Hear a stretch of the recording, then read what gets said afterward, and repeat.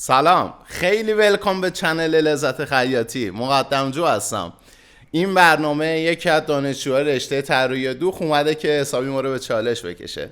سلام، من مریمم، در رشته طراحی لباس طراحی دوخ. به نمایندگی از شما اومدم تا امروز یه صحبت جنجالی با آقای مقدمجو داشته باشیم.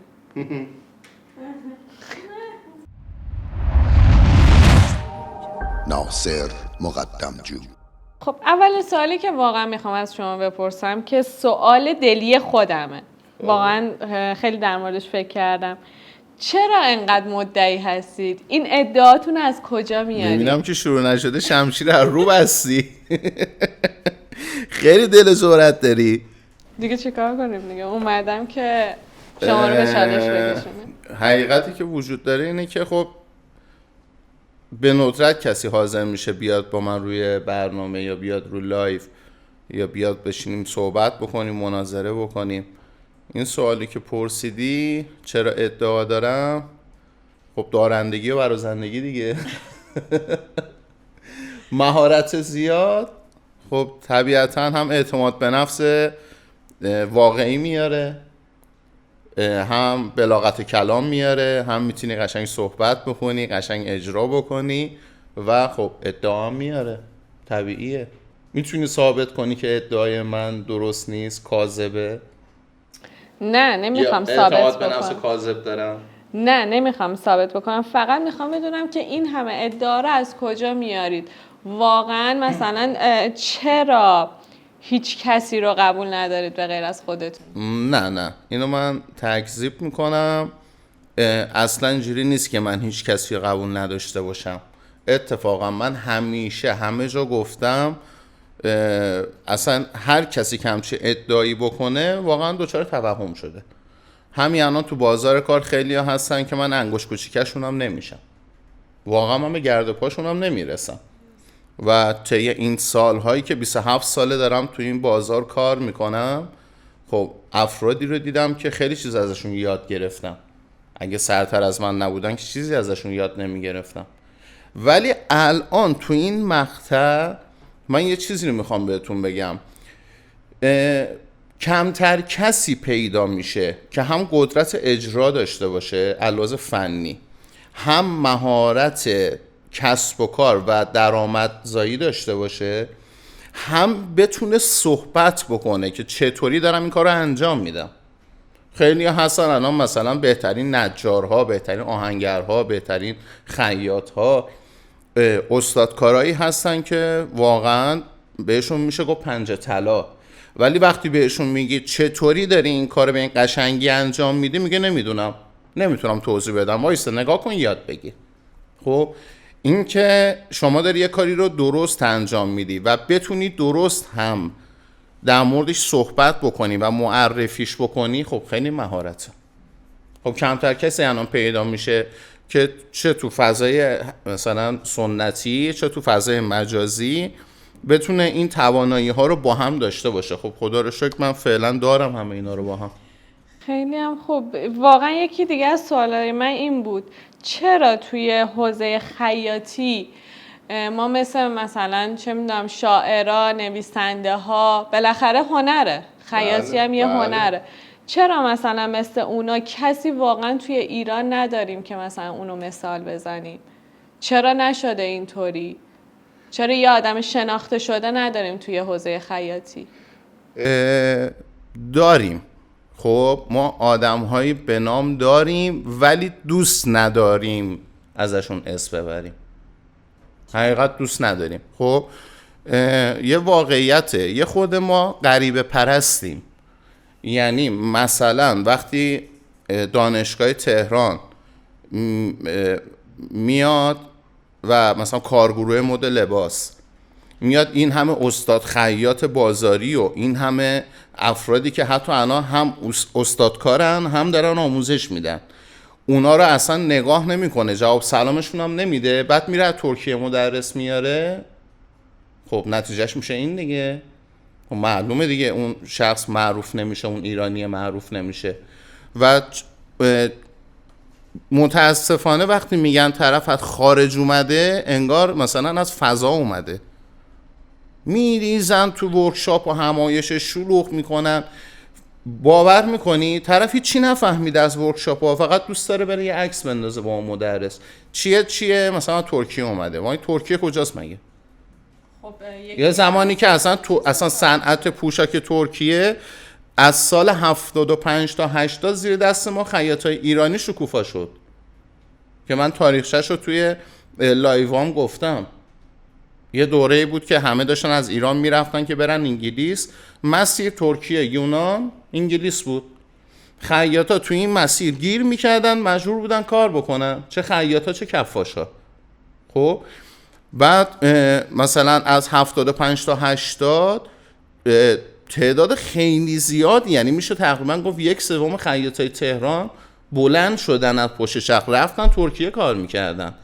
اصلا توی تکسیم یه چند تا خیابون بود، وسط خیابون داد میزدیم محمد، 20 تا محمد، 50 تا محمد از پنجره داد میزدن جانم ما منی. پر ایرانی بود اونجا، اصلا راحت اونجا فارسی صحبت میشد. من خودم 1.5 سال اونجا کار کردم.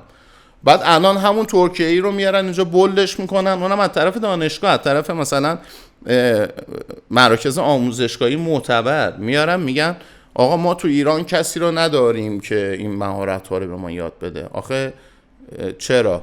وقتی ما داریم خیلی بهترش هم داریم. آره خب داریم، ولی مسئله اینجاست که اون خوبا توی دانشگاه ها تدریس نمیکنن. به نظر بهشون من اجازه اینطوریه. تدریس داده نمیشه. خب چرا واقعا دانشگاه رو دادن دست کسانی که واقعا حتی آموزش دادن هم بلد نیستن؟ من به عنوان یک این حرف منه یا حرف شماست؟ نه حرف منه. حرف شماست؟ یعنی تجربهش کردی تو دانشگاه؟ آره واقعا من به دانشگاه عنوان یک تجربهش دانشجوی کرد. طراحی دوخت و طراحی لباس واقعا از وقتی که مثلا دیگه وارد بازار کار شدم متوجه شدم که خیاطی بلد نیستم. خب ببین الان چرا باید دانشگاه ممکنه رو الان سرش تعدادی باشه؟ از مثلا از دوستانی که دارن این برنامه رو میبینن جبهه بگیرن، بگن نه نمیدونم همچین چیزی نیست. نه این حرف خب. خود من خب من یه سوال میپرسم. من سوالی که با لایوی که تو با اساتید دانشگاه داشتم اونجا مخالف همین جمله بودن. من گفتم که از طرف دانشجوها گفتم که این چه وضع آموزش دادنه، دارید با زندگی جوونا بازی میکنید. گفتن نه نمیدونم ما دانشجوهامون اکثرا موفق از اینجا میان بیرون و همشون کار بلدن و الا ماشاءالله قربون دست پای بلوریش برم دیگه. خب داشتن تعریف میکردن و من یه سوال خیلی جالب پرسیدم که الان اینجا هم میخوام بپرسم.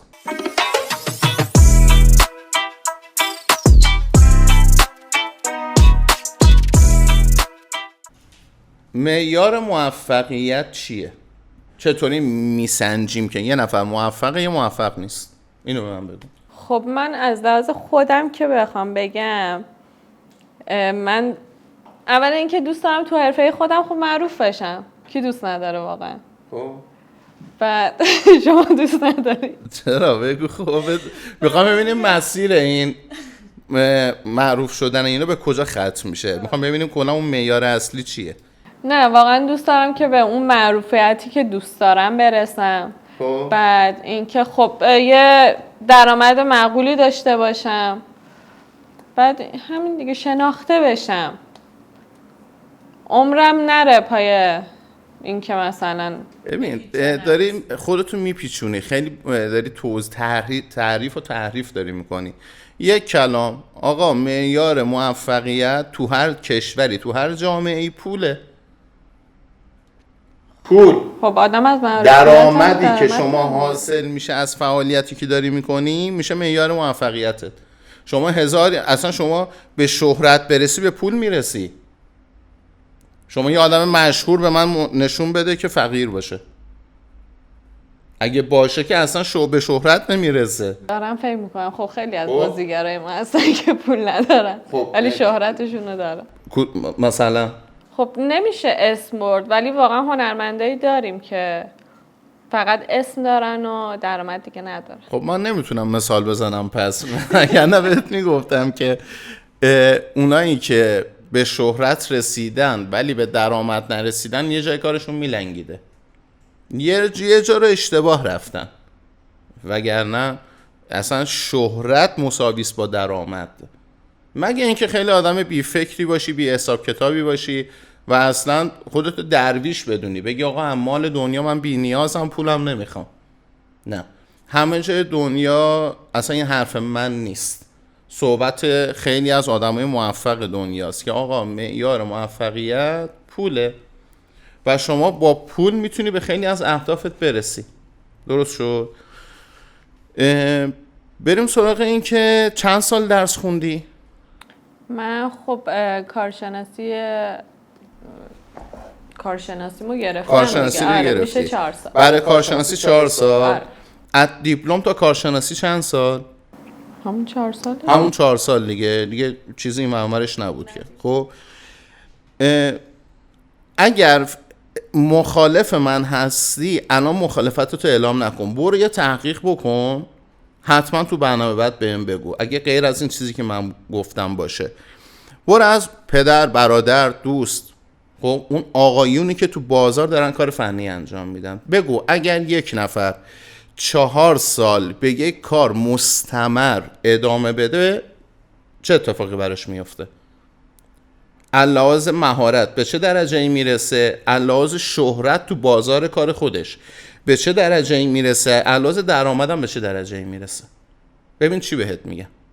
خب به نرخ امروز، همونو میخوام بگم، به نرخ امروز یه عدد در بیار.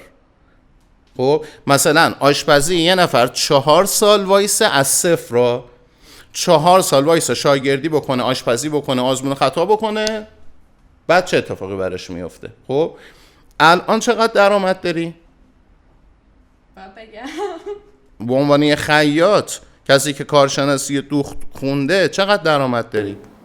خب من به عنوان خیاط درآمد ندارم. نداری. نه، به عنوان خب چیزی در صورتی که الان مثلا هنرجوی من، نمیگم همه چون 100% وجود نداره، اکثرا بعد از 3 تا کلاس و مدت 1 سال کف درآمدشون ماهی 8 الی 10 میلیونه.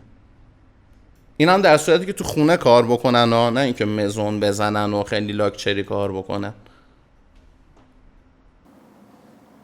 بعد چی میشه که واقعا این اتفاق میفته؟ من نوعی انتظار دارم برم دانشگاه 4 سال درس بخونم، به هیچ جایی نرسم، ولی اگه برم تجربی بیرون کار بکنم به اون مهارت برسم. آدم واقعا مغزشو مثلا بخواد فکر بکنه، خب تو کل دنیا میان میگن تو برو دانشگاه، بعد دانشگاه بیا مثلا میتونی به اون کاری که میخوای برسی. چرا واقعا توی ایران اینطوریه؟ آقا چی بگیم سیاسی نباشه؟ نه خب ضعفیه که اصلا کاری به اساتید دانشگاه نداریم ما. اون بنده خدا هم اونجا شاغلن، دارن کار میکنن و قانونگذار اون دانشگاه نیستن، یا بخوایم بگیم مثلا فنی حرفه‌ای، کلا افرادی که تو آکادمیک دارن فعالیت میکنن. آره اینم بگم، من خیلی از استادای دانشگاهمون مثلا باشون صحبت میکردم، میگفتم این چرا اینجوریه، چرا اینجوری در میاد. مثلا خود استادمو میدیدم با نهایت شرمندگی میگفتش که باید اینا رو بهتون درس بدیم، ما کار دیگه ای نمیتونیم بکنیم. آره اون بنده خدا مقصر نیستن، مشکل خیلی ریشه ای تر از این حرف هست. خب و کتاب هایی که داره آموزش داده میشه خیلی قدیمیه. ببین یه چیزی رو قبول کنیم، ما جهان سومی هستیم. خب اینو خیلی دقت کن. من حدود 2 هفته پیش با همسر یکی از هنرجویان صحبت میکردم. ایشون یکی از نابغه های ریاضیه که خارج از ایران داره فعالیت میکنه، داخل ایران هم هستش. یه جمله جالب به من گفت میدونستی علم و تکنولوژی، چیزی که توی جهان اولیه هست با چیزی که دست ما چقدر فرق داره؟ گفت چیزی که اونجا به وجود میاد اصلا شکلش، اون گستردگیش قابل قیاس نیست با چیزی که الان داره به دست ما میرسه. خب طبیعیه علمی که الان تو دانشگاه ما هست یه علم دست چندمه. خب یه علم دست 6م، دست 7م، دست 8م که کلی هم تعریف شده و تحریف شده و تیکه پاره شده و به قول رو پدرش در آوردن شده جیگر زلیخا، بعد میرسه دست من دانشجو، شما دانشجو، دیگه چیزی ازش نمیمونه. و من بارها گفتم اگر ما بخوایم این مشکل رو حل بکنیم تنها راهش اینه که خودمون به وجود آورنده اون دانش یا اون تکنولوژی بشیم. یعنی نریم مصرف کننده نباشیم، نریم از کشورهای دیگه برداریم بیاریم استفاده بکنیم. کتابی که مثلا دارن آموزش میدن نگارشش یا اون نویسندش مال 15 سال پیشه، در صورتی که مثلا میگن مولری که الان تو دانشگاه دارن آموزش میدن تو خود آلمان دیگه استفاده نمیشه. میگن الگوی ترک، اصلا ترکیه متد نداره، نمیدونم از کجا برمی دارن میارن اینو معرفی میکنن. خب جامعه ناآگاه و معلومه خیلی راحت ازش سوء استفاده میشه، نتیجه هم نمیده. بهترین راه اینه که تو هر حوزه، تو تمام رشته‌های دانشگاهی یه استادکار بازاری بیارن بذارن کنار یه استاد دانشگاه، اینا 2 نفری شروع کنن اون رشته رو ببرن جلو و آموزش بدن. اینجوری آموزش و پرورش کامل میشه در کنار هم دیگه، دانشجو هم راضی، صنعت هم رشد میکنه. ولی خب بعید میدونم اصلا همچین اتفاقی تو ایران بیفته.